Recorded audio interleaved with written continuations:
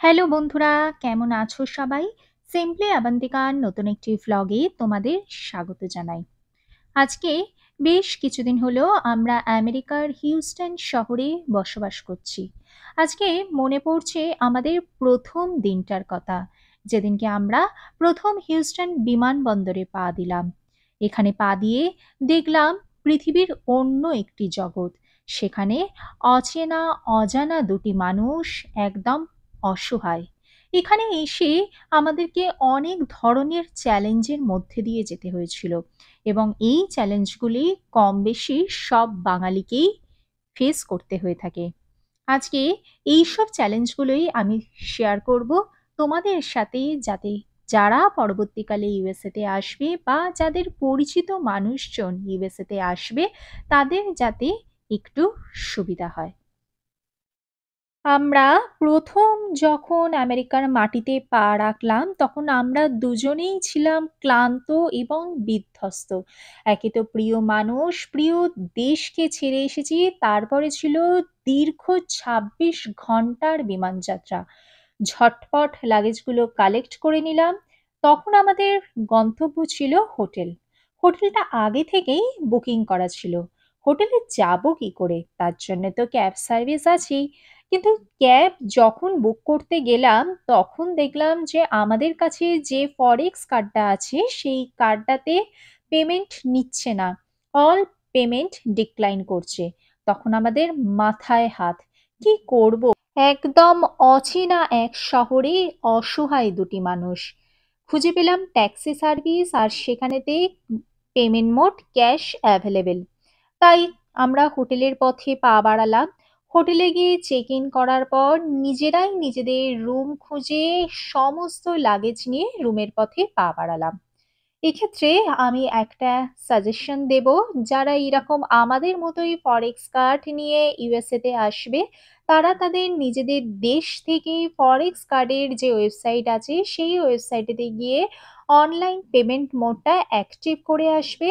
নয়তো তোমরা ফরেক্স কার্ডের যে কল সেন্টার নাম্বার রয়েছে সেই কল সেন্টার নাম্বারে কল করে তোমাদের পেমেন্ট মোডটা কিন্তু, অনলাইন পেমেন্ট মোডটা কিন্তু অবশ্যই অ্যাক্টিভ করে আসবে। এই অনলাইন পেমেন্ট মোডটা কিন্তু অ্যাক্টিভ থাকে না, আর সেক্ষেত্রে কিন্তু আমাদের মতো অসুবিধা হয়তো তোমাদেরকেও পড়তে হতে পারে। আমাদের হোটেলে থাকার মেয়াদ ছিল 14 দিন। এই 14 দিনের মধ্যেই আমাদেরকে অ্যাপার্টমেন্ট দেখে শিফট করে যেতে হতো। আমরা মূলত অ্যাপার্টমেন্টগুলো সার্চ করতাম apartment.com দেখে। এটি একটি ট্রাস্টেড ওয়েবসাইট, এর থ্রু দিয়েই আমরা অ্যাপার্টমেন্টগুলো ভিজিট করতাম। এই অ্যাপার্টমেন্ট খুঁজতে গিয়েও আমরা কিন্তু অনেক ধরনের চ্যালেঞ্জ ফেস করেছি। যেমন ধরো, আমরা ইউএস এর মাটিতে প্রথমবার পা রেখেছি, তাই আমাদের কোনো ক্রেডিট হিস্ট্রি ছিল না, কোনো রেন্টাল হিস্ট্রি ছিল না, ছিল না এসএসএন নাম্বার এবং ব্যাংক অ্যাকাউন্ট। তাই আমাদের কিন্তু অনেক অ্যাপার্টমেন্ট থেকে আমাদের অ্যাপ্লিকেশন রিজেক্ট করা হয়েছে এবং অনেক অ্যাপার্টমেন্টে অনেক টাকা চার্জ করা হয়েছে, যেগুলো নন রিফান্ডেবল। আমরা অ্যাপার্টমেন্ট খুঁজতে গিয়ে আমাদের মেইন টার্গেট ছিল অফিস থেকে যেন বেশি একটা দূরে না হয় এবং মার্কেটের কাছাকাছি থাকে। অবশেষে আমরা সেই রকমই অ্যাপার্টমেন্ট পেয়েছিলাম, কিন্তু আমাদের নন রিফান্ডেবল কিছু টাকা চার্জ করা হয়েছিল। এরপর আসি পাবলিক ট্রান্সপোর্ট। আমরা ইউএসএ তে হিউস্টন শহরে থাকি। এখানেতে যোগাযোগের একমাত্র মাধ্যম হলো নিজস্ব গাড়ি বা ক্যাব সার্ভিস। এই ক্যাবে করেই আমরা যখন প্রথম আসি আমাদেরকে ক্যাবে করেই অ্যাপার্টমেন্ট খুঁজতে যেতে হতো, অফিস যেতে হতো, এমনকি গ্রসারিও এই ক্যাবে করেই আনতে যেতে হতো। তাই ক্যাব সার্ভিসের জন্য আমাদের কিন্তু বেশ অনেকটা টাকা ব্যয় হয়ে যেত। এবার হলো অ্যাকসেন্ট। ইউএসএতে নানা বর্ণ, ধর্ম, জাতির মানুষ একসাথে বসবাস করে। ভাষাটা ইংরাজি। আমাদের দেশও আমাদেরকে ইংরাজিতে অভ্যস্ত করে পাঠিয়েছে। কিন্তু অ্যাকসেন্টে আমরা অভ্যস্ত নই। এই অ্যাকসেন্ট বুঝতেই আমাদের মাসের পর মাস লেগে গেছিল। এই অ্যাকসেন্টের চ্যালেঞ্জটা কিন্তু এখনো আমাদেরকে ফেস করতে হয়ে থাকে। আমরা সুজলা সুফলা শস্য শ্যামলা বঙ্গভূমিতে বড় হয়েছি। আমরা টাটকা শাকসবজি খেয়ে অভ্যস্ত। সেখানে আমাদেরকে এখন ফ্রোজেন ফুডে অভ্যস্ত হয়ে উঠতে হয়েছে। আমাদের চিকেন থেকে শুরু করে শাকসবজি সবকিছুই আজকে ফ্রোজেন খেতে অভ্যস্ত। এখানে বাড়িতে কোনো ডোমেস্টিক হেল্প নেই। এখানেতে সমস্ত কাজ তা সে জুতো সেলাই থেকে চণ্ডীপাঠ সমস্ত কাজ মানুষকে নিজেকে করতে হয়। ইভেন কলের কাজ বা ইলেকট্রিকের কাজ সেসবও নিজেদেরকে করতে হয়। আমরা যখন ১ম ইউএস এর মাটিতে পা দিয়েছি, তখন আমরা যখন ১ম ফার্নিচার কিনতে গেলাম, দেখলাম সমস্ত ফার্নিচার রেডিমেড রাখা রয়েছে। মানে রেডিমেড বাক্স বন্দি করে রাখা রয়েছে। যিনি ডেলিভারি ম্যান তিনি এসে ফার্নিচারটাকে বাক্সবন্দি ফার্নিচার তোমার গেটের সামনে দিয়ে যাবে। সেই ফার্নিচারটাকে নিজেদেরকেই অ্যাসেম্বল করতে হয়েছে। আমাদেরকে খাট থেকে আরম্ভ করে টেবিল, চেয়ার সমস্ত কিছুই আমাদেরকে নিজেদেরকে অ্যাসেম্বল করতে হয়েছে। এখানকার মোটো হচ্ছে আত্মনির্ভর হও, পরনির্ভরশীলতা বর্জন করো। আজকে বেশ কিছুদিন হলো আমরা ইউএসএ বসবাস করলেও আমরা টেক্সাসের যে কমিউনিটিতে থাকি সেখানেতে ইন্ডিয়ান প্রচুর থাকলেও বাঙালি কিন্তু সেইভাবে পাইনি। আর ইন্ডিয়ানদের মধ্যে সাউথ ইন্ডিয়ানদেরই আধিক্য বেশি, কিন্তু তাদের সাথে একটা ল্যাঙ্গুয়েজ প্রবলেম তো থেকেই যায়। তাই আমাদের মতো যারা বঙ্গদেশের মানুষ তারা এই প্রবলেমটাতে একটু ফেস করতে পারে। উইকেন্ডসগুলোতে তারা ভীষণভাবে একাকিত্বের সমস্যায় পড়তে পারে। কারণ এইখানে এসে নতুন করে ফ্রেন্ড সার্কেল তৈরি করতে গেলে একটু সময় লেগেই যায়। আমরা আমাদের দেশে যেরকম পাড়া কালচার, অফিস কালচার সেইরকম দেখতে পেতাম, এখানে কিন্তু সেইরকম একদমই নয়। এখানকার মানুষ ভীষণ মাত্রায় প্রফেশনাল।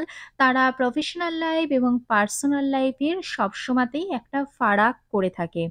আর এখানেতে যেহেতু টাইম জোন আলাদা, তাই তোমরা যদি ভাবো কি যে আমরা দেশের মানুষদের সাথে আড্ডা মারবো বা দেশের মানুষদের সাথেতে ফোন করব সেটাও হয় না। কারণ সেখানকার টাইম জোন আলাদা।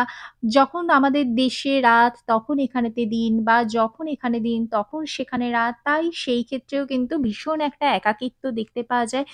এরপর আসি হেলথ কেয়ার। এখানে হেলথ কেয়ার কিন্তু ভীষণই কস্টলি। এখানে ডক্টরের অ্যাপয়েন্টমেন্ট নিতে গেলেও কিন্তু বেশ একটা সমস্যার মধ্যে দিয়ে যেতে হয়।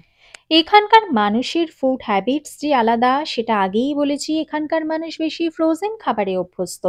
আর এখানকার যে রেস্টুরেন্ট সেগুলোতে বেশি নন স্পাইসি আইটেমগুলোই পাওয়া যায়। এখানকার রেস্টুরেন্টে ভেজ আইটেম তো প্রায় পাওয়াই যায় না। নন-ভেজ আইটেম যেগুলো পাওয়া যায় like fried rice, chicken, noodles সেগুলো তো আমাদের দেশের মতো একদমই নয়। এখানকার যে সমস্ত ইন্ডিয়ান রেস্টুরেন্ট আছে সেইগুলোও সবসময়তে অ্যাভেলেবল থাকে না। কারণ টেক্সাসেতে খুব কমই ইন্ডিয়ান রেস্টুরেন্ট আছে এবং তার যে টেস্ট সেটাও অনেকটা ডিফারেন্ট হয়ে থাকে। ইউএসএ যেহেতু পাবলিক ট্রান্সপোর্ট সিস্টেম উন্নত নয়, তাই প্রত্যেকটা মানুষকেই কোনো না কোনো সময় গাড়ি কিন্তু কিনতেই হয়ে থাকে। এই গাড়ি কিনতে গেলে বেশ অনেকটা পুঁজির দরকার হয়ে থাকে। আদারওয়াইজ লোন নিতে গেলে কিন্তু ভালো মানের ক্রেডিট স্কোরের দরকার হয়ে পড়ে। আর গাড়ি নিজেকেই চালাতে হয় যেহেতু, তাই ড্রাইভিং লাইসেন্সেরও দরকার হয়। তাই আমি সাজেস্ট করব যারা আমাদের দেশ থেকে ইউএসএ তে যাচ্ছ, তারা ইন্ডিয়াতেই গাড়ি চালানোটা শিখে নিতে পারো। এবং গাড়ি চালানোটা শিখে নিলে তোমাদের যে ইন্ডিয়ান ড্রাইভিং লাইসেন্সকে ইন্টারন্যাশনাল ড্রাইভিং লাইসেন্সে কনভার্ট করে নিয়ে যেও। তাহলে কিন্তু পরবর্তীকালে তোমাদের ইউএসএ তে গিয়ে লাইসেন্স পেতে এবং গাড়ি চালাতে কিন্তু অনেকটাই সুবিধা হয়ে থাকবে। এখানে সমস্ত ট্রান্সাকশানই ক্রেডিট কার্ডে হয়ে থাকে। তাই আমি শুরুতেই বলব ব্যাংক অ্যাকাউন্ট খোলার পাশাপাশি ক্রেডিট কার্ডের অ্যাপ্লিকেশনও করে রাখতে এবং ক্রেডিট কার্ড পেলে ভালো মানের একটা ক্রেডিট স্কোর তৈরি করার চেষ্টা করতে। কারণ যদি তোমার ভালো মানের ক্রেডিট স্কোর থাকে তাহলে পরবর্তীকালে যেকোনো লোন নিতে কিন্তু অনেকটাই সুবিধা হবে। এরপর আসি মহিলাদের কথায়। মহিলারা কিন্তু ইউএসএ আসার পর হেয়ার ফলের প্রবলেমে ভুগতে পারো বা স্কিনেরও কিন্তু বিভিন্ন ধরনের প্রবলেম হতে পারে। আর যারা নিয়মিত পার্লার যেতে অভ্যস্ত তারাও হয়তো একটু প্রবলেমে পেতে পারো, কারণ এখানে পার্লারের কস্ট কিন্তু ভীষণই হয়ে থাকে। আর এছাড়া এখানকার যে কসমেটিক্স তোমরা যদি ইন্ডিয়াতে হার্বাল প্রোডাক্ট ব্যবহারে অভ্যস্ত থাকো তাহলে সেইগুলোও যে সবসময়তে ইউএসএ তে পাবে সেটাও সবসময়তে দেখতে পাওয়া যায় না।